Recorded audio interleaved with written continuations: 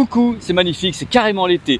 Bonjour, bienvenue sur ma chaîne YouTube PP World pour la news de présentation des nouveaux écouteurs Samsung, les Buds 4 Pro. Alors c'est super intéressant parce que le produit, quand on le regarde, il ressemble pas du tout au précédent. On a l'impression que c'est une autre marque qui l'a fait carrément. On va en parler dans quelques instants avec Clément à qui je vais poser des questions, toutes les questions du monde concernant ces écouteurs. Après cette vidéo de présentation, il y aura un test complet avec les mesures d'Arthur des numériques dans lequel je vais passer au crible le produit, l'application, tout ce qui va bien. Donc ce qui est intéressant, c'est que là, vous entendez directement le son des micros de ce produit puisque la captation se fait avec le mode 3D binaural avec un S25 Ultra. Donc on a le son en 3D audio. Regardez, si vous mettez un casque maintenant, vous allez entendre des trucs de folie. Voilà, c'est déjà une partie du test, si je puis dire. Donc hop, dans quelques instants, on retrouve Clément qui va nous raconter la life autour des nouveaux écouteurs de Samsung. C'est parti. Ciao. Oh, je vais refaire un coup parce que c'est marrant. Et au passage, une petite image de Paris avec les pieds dans l'eau. Et le binaural, hein, toujours. Salut Clément. Salut Pépé. Ça va? Ça va très bien et toi? Je suis en pleine forme. Alors Clément, Oui. quelle est ta fonction ici chez Samsung? Je suis chef de produit chez Samsung sur les wearables, notamment sur les Galaxy Buds. Ça tombe bien.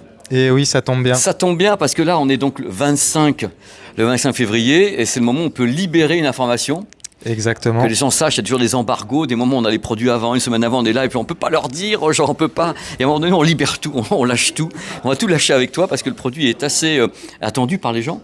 Oui, très attendu. Très attendu, c'est moi qu'on puisse dire parce que la dernière vidéo sur ma chaîne, ça avait fait un carton. Et avant que tu commences, il y a un truc de ouf, les gens voient à l'écran, ça ressemble pas du tout quelque part au précédent, ni la boîte, ni quoi que ce soit. Vous avez fait quoi? C'est vrai que c'est Harman qui les a fait ou pas? Pas du tout, non, c'est bien Samsung. La grosse modification qui se fait et qui est surtout visible, parce qu'évidemment des modifications, il y en a plein d'autres à l'intérieur, mais c'est sur le design. On est passé sur un nouveau design signature chez Samsung, déjà au niveau des écouteurs avec une nouvelle lame en métal. Lame en métal qui déjà est plus belle, hein, qui a un aspect premium, mais pas que, parce qu'avant on avait un design plus triangulaire. Je détestais pas. Et je sais que les gens, dans quel consommateur, ont dit ouais, c'est triangulaire et tout, et machin et truc. Et moi, je détestais pas le côté triangulaire, mais les gens ont dit non. Les gens ont plutôt dit, ils ont dit qu'ils aimaient, mais qu'ils aimeraient encore plus si c'était plus rectangulaire. Et donc c'est pour ça aussi qu'avec cette lame en métal, on est venu avec un nouveau format qui va aussi bouger d'ailleurs l'emplacement des contrôles, qui maintenant passe à l'avant. Ça par contre les contrôles on reste sur à peu près la même chose, donc à pincement et à glissement comme sur les modèles précédents. Ça tout le monde avait adoré, donc on le garde. Contrôle du volume, contrôle des médias, des raccourcis, bref, tout ce qu'on veut dessus. Mais si je reviens sur le design, il y a aussi le boîtier qui a changé. Un peu un retour aux sources, ou plutôt le meilleur des deux mondes, entre les Buds 2 Series et les Buds 3 Series. Tu travailles où toi déjà aussi? Mais c'est dingue, les mecs, c'est vraiment des chefs produits. Hein. Bah oui. Les mecs, j'ai pas de chance. Sur les Buds 2 Series, il y avait quand même le boîtier à l'horizontale qui avait été bien apprécié. Une fois qu'on est passé à ce design plus à branche ou à tige sur les 3 séries, on était passé à un boîtier à la verticale. Ce que les gens avaient adoré, c'était le dôme transparent. Donc là, on le garde. Donc ça, c'est top. Par contre, ce qu'ils avaient un peu moins adoré, c'est notamment lorsqu'il y a des poussières qui peuvent rentrer dans le conduit de charge. Et puis aussi le confort pour pouvoir les enlever du boîtier. Donc on a pris le meilleur des deux mondes. Est-ce que je peux t'arrêter sur un point? Tu sais, dans les commentaires sur la chaîne, sur le test justement des précédents, il y a des gens, à cause de la poussière, qui perdaient le contact, notamment. Tu sais, on va pas se mentir, on est entre professionnels, les gens sont là, il faut leur parler. Il y avait des problèmes avec la poussière, qui fait que ça marche, ça se recharge plus et tout. Vous avez eu des problèmes, toutes les entreprises ont des problèmes. C'est ça. Et là, on règle le problème. Oui, c'est vraiment un problème qui est attribué à, pas que nous, vraiment à tous les écouteurs qui étaient avec un boîtier vertical. C'est ce problème de petits faux contacts qu'il peut y avoir, notamment dû à la poussière. Et donc là, avec ce format horizontal, déjà on voit nos magnifiques écouteurs, mais en plus de ça, les pins sont accessibles directement. Attends, les pins sont accessibles. Moi, même pas je commente. Ces vidéos sont honteuses. Est-ce qu'on peut parler un peu de la technique sur le produit? Parce que ce qui intéresse les gens, c'est les transducteurs, les codecs audio. Qu'est-ce que vous avez fait dessus? La chambre acoustique. Est-ce qu'il y a des choses nouvelles par rapport au précédent? Bien sûr. Je t'ai dit, il y a tout qui change dessus. Donc, sur des Buds dits Pro, on a toujours été avec une architecture à 2 haut-parleurs, double haut-parleur, un woofer et un tweeter. D'ailleurs, sur les Buds 3 Pro, on avait amélioré le tweeter. Là, on change, on améliore le woofer. Qui est différent cette fois-ci, qui a une architecture différente, le woofer des précédents. C'est ça. Et en fait, donc nos ingénieurs, ils sont venus cropper, en fait, venir prendre du terrain sur les bords du haut-parleur pour avoir un woofer qui passe à 11 mm. Donc ça va faire donc plus d'air, notamment qui va être expulsé par les haut-parleurs, et donc de meilleurs graves, de meilleurs édiomes, et même sur l'ensemble du spectre sonore, moins de distorsion. Moi, je vais tester derrière avec les mesures d'Arthur en numérique et on va voir si le ramage, le plumage, tu connais l'histoire. Mais même nous, on l'attend, hein. On l'attend ce test. Je sais pas si Assez vous... confiant. Oui, on sait jamais avec moi, hein. Ça peut taper. Hein. Les codecs audio, c'est quoi audio. Donc, tu sais, on a le SBC, le AAC, aussi le SSC, Samsung Seamless Codec, et aussi le Samsung Seamless Codec UHQ, ultra haute qualité, qui permet de monter jusqu'en 24 bits, 96 kHz. Donc, on appelle ça un codec hi-fi, quasi de la qualité studio. Alors, le truc par rapport à tout ce que tu dis, parce qu'on a vu beaucoup de remarques sur la précédente vidéo, donc le test, on est bien d'accord, c'est uniquement l'écosystème Samsung pour ces codecs qui ne sont pas SBC AAC. Tout à fait. Ouais, ça reste un codec optimisé pour les appareils Samsung, smartphones, tablettes surtout. Ok, et si demain matin il y a un téléviseur qui le peut chez vous, ça marchera aussi. On ne sait pas si ça va arriver, mais possible. Ça, on ne sait pas encore, mais ça pourrait, oui. Ça pourrait. À propos de ça, également, il y a un codec dont on parle beaucoup actuellement, et ça existe dans la concurrence, hein, c'est le Bluetooth LE. Tout à fait. Il a embarqué aussi. Auracast. Auracast aussi, toujours.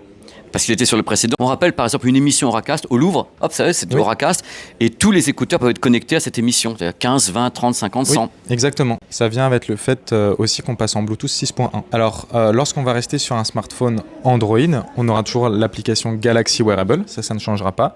On pourra aller beaucoup plus loin aussi dans les réglages, etc. Égaliseur 9 bandes. Égaliseur 9 bandes, tout à fait. Et par contre, si on est sur un smartphone Samsung ou une tablette Samsung, il n'y a plus d'application. C'est directement intégré soit au panneau d'accès rapide, donc juste à côté des notifications, ou dans les réglages directement du téléphone.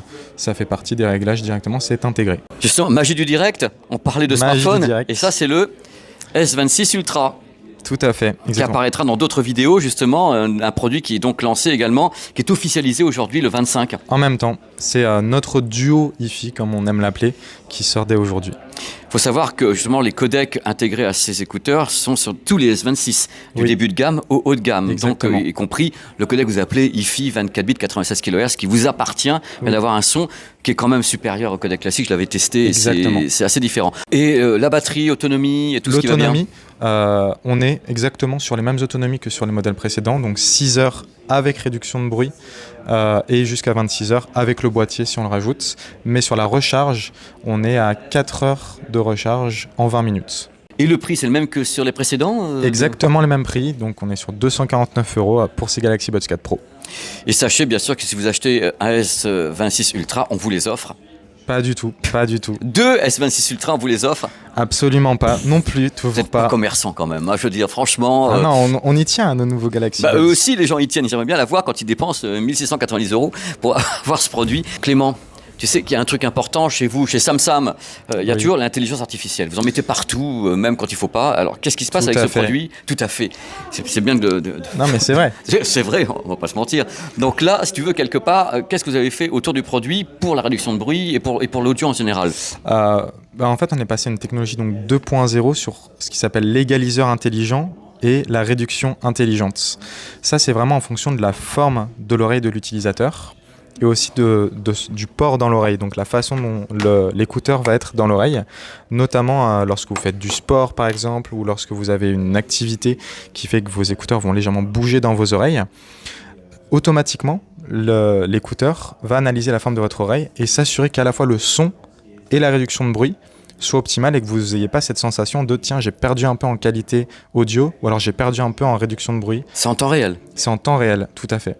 C'est ça qui fait notamment aussi l'évolution par rapport au modèle d'avant, où on était en 1.0, où on avait en fait 10 filtres différents entre lesquels on changeait. Donc on pouvait quand même avoir une petite sensation de changement. Donc cette analyse en temps réel, elle est quasi infinie, c'est-à-dire qu'on peut positionner un petit peu, beaucoup, il va essayer de compenser le fait que c'est pas parfaitement placé. Il y a toujours une limite à ça, c'est le moment où, voilà, ça c'est la limite, mais forcément. Le moment où tu vas commencer à bouger et tout. Alors IPX quoi, Sur les Galaxy Buds 4 Pro, on est en IP57, donc résistance à l'eau. À l'eau, directement. Immersion? Immersion plutôt grosse goutte. Voilà, c'est dire vraiment ma petite tempête en Normandie ou en Bretagne, on peut quand même le faire. Ouais. Merci Clément, c'était un régal. Merci à toi Pépé. Allez, ciao Clément. Ciao à tous, ciao. Salut. Ciao.